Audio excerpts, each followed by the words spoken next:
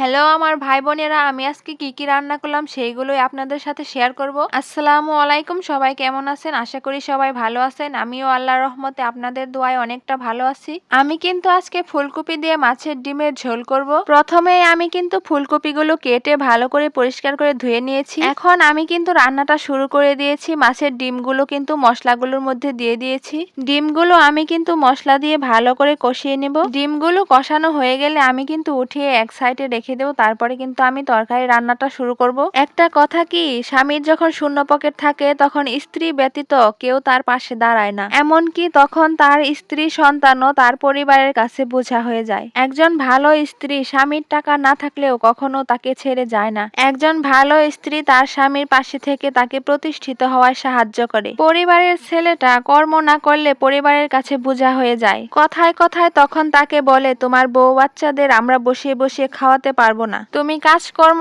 করো, না হয় বউ বাচ্চা নিয়ে আলাদা থাকো। আবার স্বামীর যখন টাকা হয় তখন তার স্ত্রী ব্যতীত ভালোবাসার মানুষের অভাব হয় না, আর তখন তাকে পরিবারের সবাই ভালোবাসে। আমরা কিন্তু এখান থেকে একটা জিনিস বুঝলাম, যে টাকা ছাড়া দুনিয়াতে কিছুরই মূল্য নেই। যার পকেটে টাকা আছে তাকেই কিন্তু সবাই সম্মান করে। সেই জন্যই কিন্তু টাকা উপার্জন করা বেশি দরকার, কারণ টাকা থাকলে মানুষও কিনে ফেলা যায়। আমার কিন্তু ফুলকপি দিয়ে ডিমের তরকারিটা রান্না করা শেষ। এখন কিন্তু আমি আরেকটা তরকারি রান্না করব। আমি কিন্তু মাছগুলো ভেজে নিয়েছি। এখন কিন্তু আমি একটা সাইডে রেখে দেব মাছগুলো। আমি কিন্তু এখন মশলাগুলো ভালো করে কষিয়ে নিলাম। কষিয়ে নেওয়ার পর তরকারিটা কিন্তু আমি ছেড়ে দিলাম। এটাকে কি বলে আমি জানি না, এটা মাটির নিচে হয়, আলুর মতো দেখতে, কিন্তু রান্না করলে বেশ মজা লাগে খেতে। একদম গলে ঝোলের সাথে মিশে যায়। আমি কিন্তু এখন তরকারিটাও ভালো করে কষিয়ে নেব। তরকারিটা সিদ্ধ হওয়ার জন্য আমি কিন্তু এখন ঢেকে দিলাম ঢাকনা দিয়ে। আমার কিন্তু তরকারিটা কষানো হয়ে গেছে। আমি কিন্তু এখন পরিমাণ মতো পানি দিয়ে দিলাম।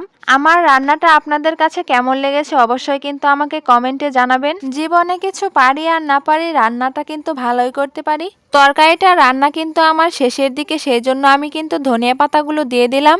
এখন কিন্তু আমি একটু নাড়াচাড়া করে তারপরে কিন্তু ঢাকনা দিয়ে একটু ঢেকে দেব। কিছুক্ষণ জাল করে নিলে আমার তরকারিটা কিন্তু হয়ে যাবে। আমার ভিডিওটি ভালো লাগলে অবশ্যই কিন্তু কমেন্ট বক্সে জানাবেন। আমার তরকারি রান্নাটা কিন্তু হয়ে গেছে, কালারটাও কিন্তু সুন্দর হয়েছে, খেতেও সেই স্বাদ ছিল। আমি কিন্তু লাল শাকও রান্না করব, সেই জন্য লাল শাকগুলো আমি কিন্তু সিদ্ধ করে নিয়েছি। সিদ্ধ করার পর আমি কিন্তু শাকটাকে বাগার দিয়ে দিয়েছি পেঁয়াজ রসুন কাঁচামরিচ দিয়ে। আমার শাক ভাজিটা কিন্তু হয়ে গেছে। লাল শাক ভাজি রান্নাটা কেমন হয়েছে আর আপনাদের কার কার লাল শাক ভাজি পছন্দ অবশ্যই কমেন্টে জানাবেন। আমার ভিডিওটি ভালো লাগলে অবশ্যই আমাকে লাইক এন্ড ফলো দিয়ে পাশে থাকবেন। যাই হোক, আজকের ভিডিওটি এই পর্যন্তই ছিল। আগামী ভিডিও আসার আগ পর্যন্ত সবাই সুস্থ থাকবেন, ভালো থাকবেন। আল্লাহ হাফেজ।